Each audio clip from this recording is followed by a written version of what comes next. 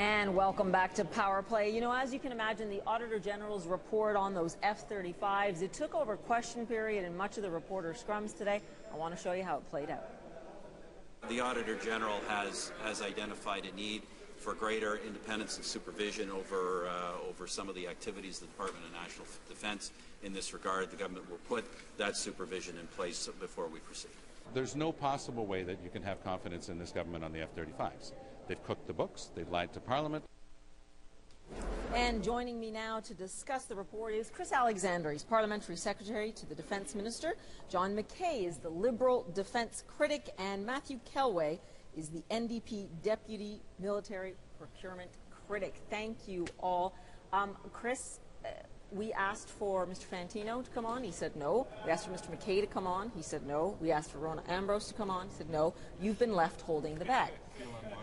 First off, I'd like to know why the three ministers who are responsible for this issue aren't here. Can we respond to that first? Well, the ministers all spoke in the House today, two of them on this issue, at some length, in reply to questions from my colleagues, the colleagues to my right. That's the right place for ministers to address this issue, and that is our democratic and parliamentary tradition. So this isn't speaking to Canadians, or it's not the way? This is a panel. We've discussed this issue many times, and it is one of my responsibilities, traditionally, on your show and other shows, to come on here with, as Parliamentary Secretary, with my two colleagues. I want to get that's the way it works. I want to get to what your government has said. They said they will have this F-35 Secretariat, but the same people will be part of the Secretariat. How will you ensure that the procurement process goes forward in a different way now? What do you mean the same people? Well, we have an Secretariat. As I understand it, there aren't going to be any different deputy ministers as a point of that. In terms of the bureaucrats. No, this is new. The Auditor General's report made a recommendation, central recommendation, about the need to share information about costs on a timely basis to ensure that information is as definitive as possible. And we are taking action today to implement that recommendation. First, we're freezing spending on the acquisition because we want to know exactly where we stand in terms of cost. Secondly, we're creating a new secretariat. The F-35 secretariat that is in our announcement today is new. At the helm. No, it hasn't existed before. It's going to bring together the departments that are traditionally involved in major procurements, and it's going to increase the transparency with regard to this purchase, because the Department of National Defence from now on will have to furnish regular updates to Parliament through this secretariat. Annual updates. Is that regular enough? Well, we're not going to acquire these aircraft for some years to come. So annual is pretty good, and I think it's going to serve the needs of Parliament and respond to the concerns that the Auditor General put forward. You know, essentially what we're trying to do is to put this acquisition on a basis that reflects the standards of transparency, good stewardship of public funds that we have always pursued in major procurements for Canada, that we pursued in the National Shipbuilding Strategy, for example.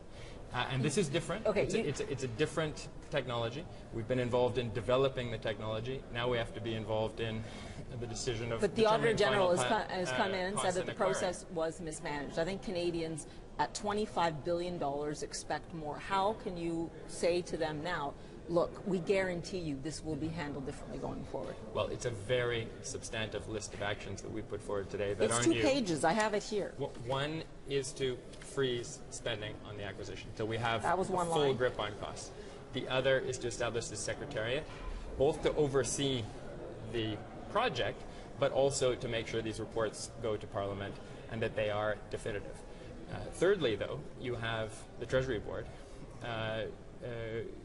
committed to an independent review of the cost assumptions for the full life cycle of the aircraft, and also to making sure that everything the government is doing is in compliance with the procurement rules for the Government of Canada. Now, this is in keeping with what the Auditor General said. He said that the procedures that Canada has for major procurements are good enough for this case, but we have to make sure that we fulfill that we meet those very high standards. Mr. McKay, I want to draw you into this now.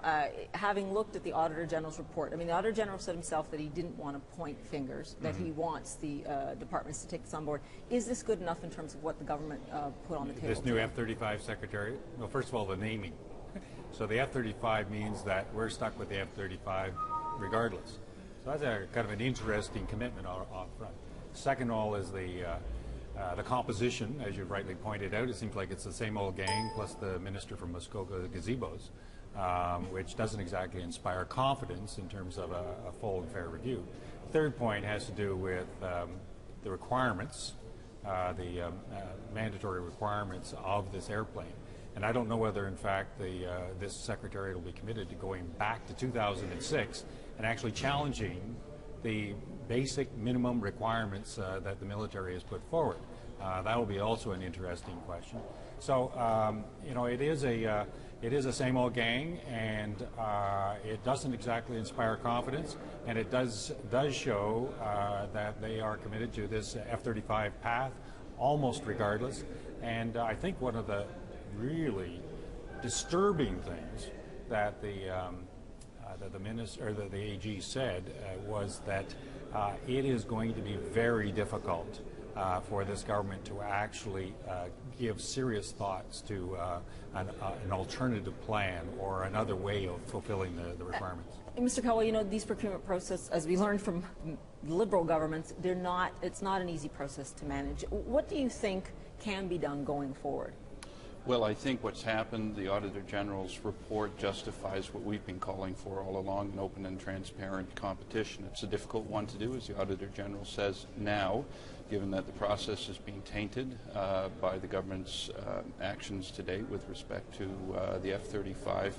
But I don't think there's any alternative other than to find a way to have an open, fair competition going forward. He said that he had confidence that the departments could go forward on this. I think what I'm looking for is, what would you like to see in place? Okay, if not a secretariat, you alluded to it yourself, it's too late to go down that road of the shipbuilding contracts, which, you know, many people said was an exemplary process. Well, I haven't said it's too late to go down that road. I think what the government needs to do is put this at arm's length from their ministers, all of their ministers, and ensure that there is an objective process involved here. The Secretariat certainly does not provide any confidence to me. I mean, I think the only question is whether they're going to move the furniture from the F-35 office in D&D over to the new Secretariat in Public Works, or they just hang a new sign on the existing office. I mean, that's the sum of the changes. Chris talks about committing no new funds or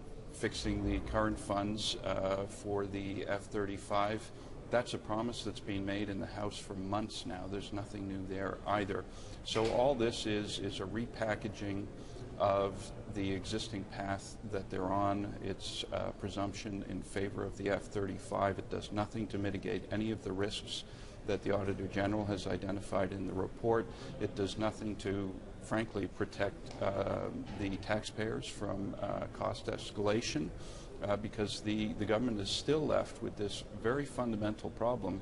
You can say you're only going to spend $9 billion on these planes, but the challenge is, if you've got escalating prices, how many planes are you going to get? You know, and to that, Chris, that must be a scenario you guys are looking for. What is the contingency for that right now? Because the Auditor General didn't seem to think that he could find one. There doesn't seem to be a contingency on the table for that. But the Auditor General, let's agree, actually confirmed what we've been saying for weeks and months, which is that we can't, at this stage, predict exactly what the unit cost is. $25 billion going up to what? We just cut $5 billion from a budget this year, or shall we say next, and that is a huge... But a development project, you know, he has said that this is unique in Canadian history, to be developing with 8 other countries a new aircraft that is this advanced, that is this expensive.